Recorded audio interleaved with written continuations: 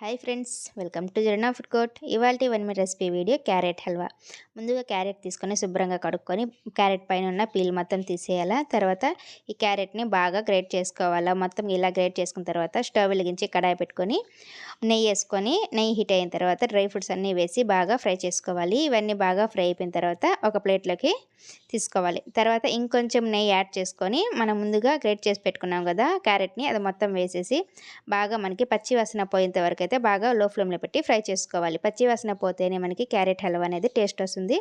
తర్వాత ఒక half litre milk అయితే యాడ్ చేశాను. ఈ హాఫ్ లీటర్ మిల్క్ బాగా ఉడకాలి దీంట్లో క్యారెట్లో. తర్వాత కొంచెం ఇలాచీ పౌడర్ కూడా వేసి మనకి పాలు అనేది దగ్గరికి వచ్చిన తర్వాత షుగర్ వేసి బాగా షుగర్ అంతా బాగా కలిసేలాగా మొత్తం మెల్ట్ అయిపోవాలి. ఇలా షుగర్ మొత్తం మెల్ట్ అయిపోయిన తర్వాత ఫైనల్గా మనము డ్రై ఫ్రూట్స్ని ఫ్రై చేసి పెట్టుకున్నాం కదా, ఆ డ్రై ఫ్రూట్స్ కానీ వేసేసి మొత్తం ఒకసారి కలుపుకొని దించేయడమే. మన ఛానల్ని ఫస్ట్ టైం చూసి సబ్స్క్రైబ్ చేసుకుని ఫ్రెండ్స్.